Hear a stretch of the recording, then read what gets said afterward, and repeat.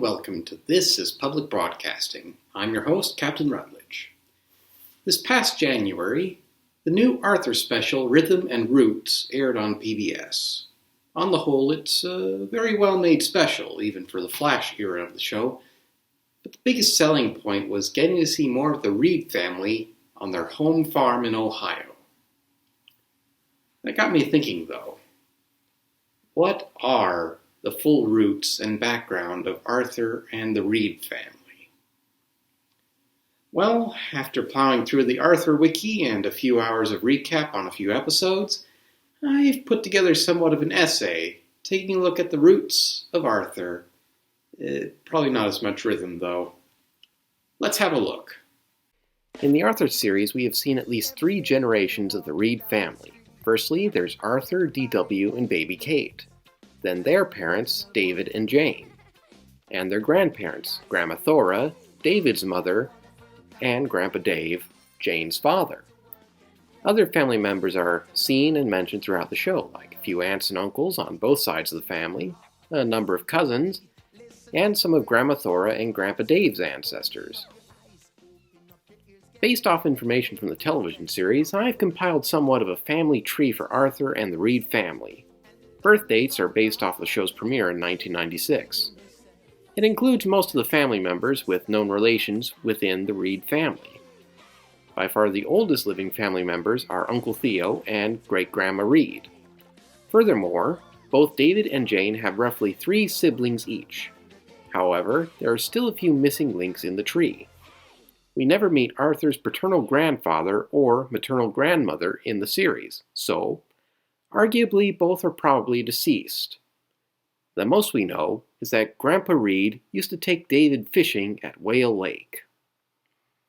Even more curious, though, it appears that Grandma Thora's maiden name was Reed, as shown in the Rhythm and the Roots of Arthur. So that leaves one of 2 conclusions. First conclusion, Grandma Thora married a man whose surname was also Reed. Not too unbelievable, since Reed is a fairly common surname in the United States. Second conclusion, Grandma Thora married a distant family member. Again, not too uncommon, especially if the relation is extremely distant. I'm going to go with the second conclusion myself, but you folks can make up your own minds yourself. Of course, one's background is heavily influenced by their location. On that subject, what is the location of Elwood City? Considering that Elwood City is a 5-hour drive from Ohio, it's most likely in a state bordering Ohio. Furthermore, it seems to be within driving distance from Grandpa Dave's farm, and Lakewood Elementary once took a field trip to Amish country. In the episode Arthur Meets Mr. Rogers, Mr. Rogers claims to have known Jane, Arthur's mother, when she was a child. Therefore, it seems safe to assume Elwood City is located somewhere in the state of Pennsylvania, around the central or southwest of the state. Fitting, since creator and author Mark Brown himself grew up near Erie, Pennsylvania. Okay, so that's the location, so it ought to give a few more clues as to the Reed family's heritage. But let's begin with one of the origins that was actually explored somewhat in the TV series proper, Grandpa Dave's family. In the episode Grandpa Dave's Old Country Farm, we hear that his farm was originally purchased by Arthur and D.W.'s great-great-grandfather Gustav. Considering farms were usually handed down from father to eldest son, this would mean Gustav was Grandpa Dave's paternal grandfather. Furthermore, Gustav is a Germanic name, meaning that he was likely born in Western Central Europe in either Germany, Switzerland, or Austria. Then he would immigrate from Europe to America, and he purchased the family farm. Grandpa Dave also mentions that his farm was in the family for around 150 years. Again, based off the 1996 premiere of the Arthur TV series, this would mean the farm was purchased around 1840, and in order for Gustav to be old enough to buy this farm back then, he should have been born around 1820. This date would mean that both Gustav and his son were both married and had kids late in life. Then again, if it worked for John Tyler to still have living grandchildren at the time of this video, it would have worked out for Gustav. Grandpa Dave also mentioned a few other family members during the series, including his great-uncle Matthew, likely on his maternal side. But in the end, his paternal side comes from western central Europe and took to farming in central Pennsylvania. So that's Grandpa Dave's side. How about Grandma Thora's family? First off, the surname Reed is English in origin. Also, we know that Grandma Thora's great-great-uncle took part in the Yukon Gold Rush. Therefore, the family must have come to America from England sometime before the year 1880. We can conclude two different hypotheses from this factoid. A member of the Reed family came to America from England during the colonial era and settled on the eastern seaboard. After the American Revolution, a descendant of the first Reed to come over moved west to Ohio. B. The Reed family came to America shortly before the American Civil War and purchased a plot of land in Ohio. Both theories end the same way, though.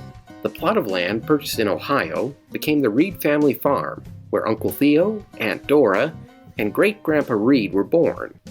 Great-Grandpa Reed then moved east to Elwood City, where he married Great-Grandma Reed and started a family with 3 sons and a daughter, Grandma Thora. Grandma Thora married Grandpa Reed and had 4 children before Grandpa Reed's passing sometime after son David's 8th birthday. Some of Thora's children moved back to Ohio, but David attended high school in Elwood City, married Jane, and had 3 kids, Arthur, Dora Winifred, and Kate, establishing the Reed family as we know it today. Of course, these thoughts are mostly just speculations, so what do you guys think Arthur's true backgrounds are? What do you think happened to Grandpa Reed or Grandpa Dave's spouse? Well, feel free to post your thoughts in the comments below, and I might go over them in the next video. But, first things first, it's time for the PBS Never Station Spotlight. So again, we've been going all over the country with these, and it's time to draw a new one out of the pretty straw hat. Let's see here.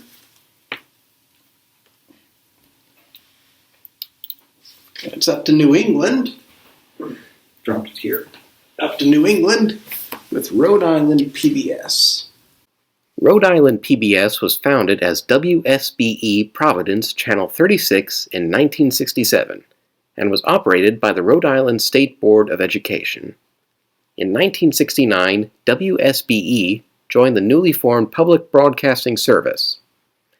In 1981, the State Board of Education handed station operations over to Rhode Island Public Telecommunications Commission, and the Channel 36 Foundation was started to handle fundraising. In 2003, the station was renamed Rhode Island PBS, and in 2012, station operations were transferred from the state of Rhode Island to the Rhode Island PBS Foundation. Today, Rhode Island PBS serves the whole state of Rhode Island and shows regular PBS programming along with local productions such as Ciao Italia, A Lively Experiment, Our Town, and Rhode Island Classroom. If you're in Rhode Island, you can tune in to Rhode Island PBS on Channel 36 with Learn on the Dot 2 channel. Well, thank you everybody for watching, and I hope you enjoyed this video. If so, feel free to like, subscribe, and share. Post a comment below, follow on Twitter, and also don't forget to support your local PBS stations so more programming related to Arthur can find its way to your television set. So, that's all for now, but until next time, I'm Captain Rutledge. Good day. Ed Billings, this farm has been in our family for over 150 years, and it's about time we got some decent help around here. And I say, hey, what a wonderful kind of day. If we could learn to work and play and get along with each other. You got to listen to your heart, listen to the beat, listen to the rhythm of the street. It's a simple message and it comes from the heart. Oh, believe in yourself. yourself, for that's the place to start.